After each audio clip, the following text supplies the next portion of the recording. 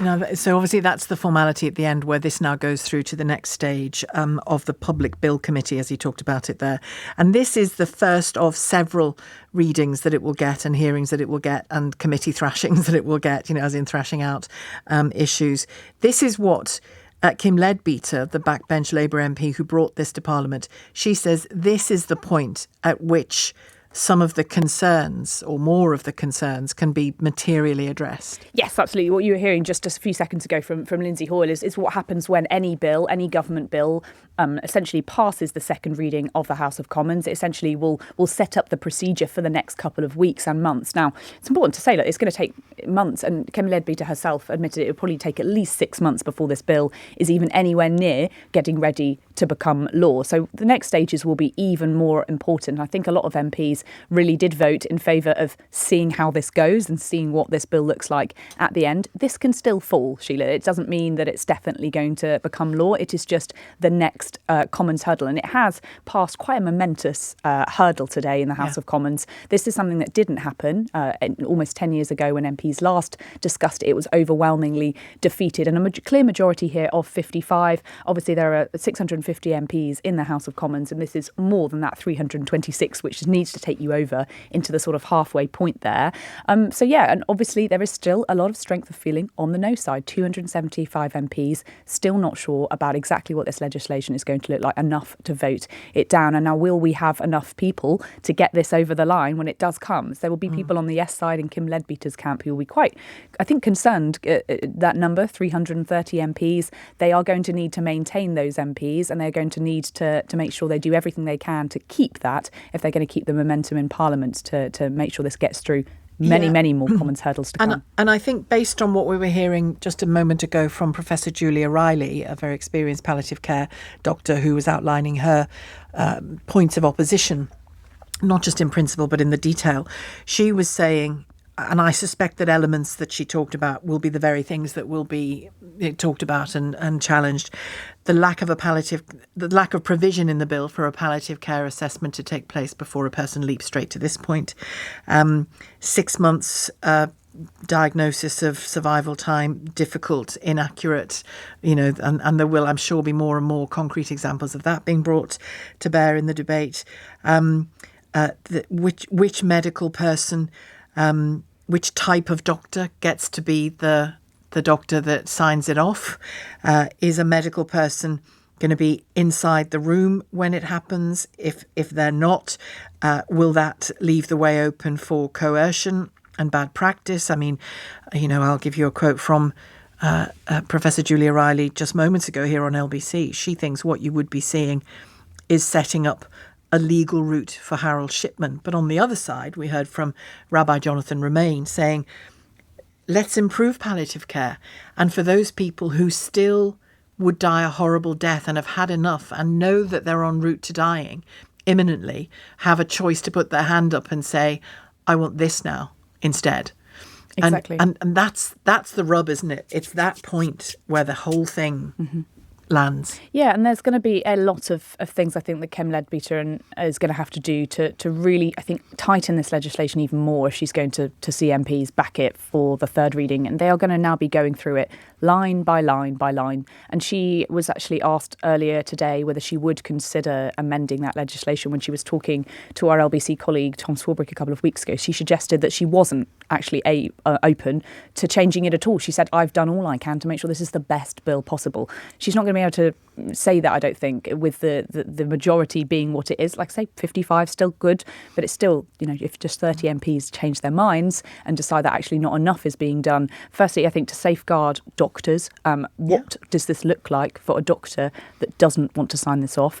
There's been some concern among MPs about sort of rent a doctor. Can you shop around for a doctor in order to find a doctor one? who typically says yes to this, that kind of thing. Yes, and these are valid questions that Kim Leadbeater, I mean, I know all due respect to that, she can't dodge as as things progress, can she? Yeah, Just exactly. because that's the whole point of parliamentary committee stages and hearings, Exactly. is that it can't be dodged. It's about shaping legislation. Yeah, that's been her argument all along of let's just get this through and we can have some of the details and discussion about exactly what this looks like, and I will be willing to amend it, she said earlier in the Commons, at a later date if we just get this passed today. Obviously, like I say, there's a huge strength of feeling amongst the public about this, and I think there will be some MPs, I'm sure, who will have voted today because of pressure from their constituents to actually get this to a debate form. But now when it comes down to the nitty-gritty of actually making laws, which are incredibly complicated, Sheila, and it's MB's job is to scrutinise and make sure that opening this door, which is going to, if it's passed, completely change the way that we live and die in this country, a huge momentous change not seen potentially since the Abortion Act of 1960s. This is going to be really, really huge, and MPs need to take the time to make sure that they do get it right. Yeah, it's, Parliament delivers all kinds of things to us, doesn't it? You know that from your work, I know from mine. This is a sombre moment, I think. It is, and I think it really does sort of show the way that things are changing. And, Henry Riley, our reporter who's been spending some time in the Netherlands, I thought was struck by what you said earlier today about how his mind's been changed by seeing what it looks like in other countries. And 300 changed towards it. Yeah, he's now sort of seeing the arguments completely differently. And 300 million people around the world now live in a country where they can have some form of assisted dying. Of course, things are changing all the time. More jurisdictions every day are looking at whether to do this for themselves. So, it is maybe a societal issue, and maybe things are changing. And in the way politicians behind the curve on this one. You mentioned the abortion law and how that the law is the law. The law is the bill, but how that has changed in terms of practice. You do have to wonder about this one. That this is a big question I have. It is aimed at a very specific group of people with specific illnesses who are demonstrably terminal, or arguably demonstrably terminal in their illness. But what about the people who are, I gave you the example of my own mother, where there was never, in the end months of her life, when she had full-scale palliative care, and it wasn't for cancer because you can palliate all kinds of conditions, that's when she was at her most calm and peaceful and comfortable, because she was actually getting the level of care appropriate to her need. But because of the terrible shortages in social care, the terrible waiting lists on NHS, the terrible process of having to go through vile A&Es whenever anything happens, she experienced awful suffering because of the system that exists. And she experienced awful suffering because of the conditions that she had and the ageing process and what that was doing to her body. And that was a long period of absolute suffering in which she, one of the most small f, faithful, true, positive women you could wish to meet, wished she wouldn't wake up the next day because she'd had enough of it. Now, my response, obviously, as her daughter, was always just to love her a bit more and to listen to her and understand that I couldn't imagine what she was going through because I wasn't going through it, but to just keep loving her and just keep loving her and keep loving her. And this bill does nothing for that. It does. Suffering is not in the scope of this bill. It's not talking about trying to end people's lives. It's about people hastening of intolerable suffering, as it is in many other countries, as it is in many other jurisdictions that allow assisted dying in many other forms. There are a lot of worries amongst MPs that I've been speaking to about, where this goes next, because this is opening a really important door for Britain as a country. A risky door. It is a risky door because, there will be people, I'm sure, that will be worried about, what happens with a small minority of people that are coerced in some way into it. We already know that how much domestic abuse is ingrained in our society and evil in our society and elderly abuse as well. We've been talking about that as well.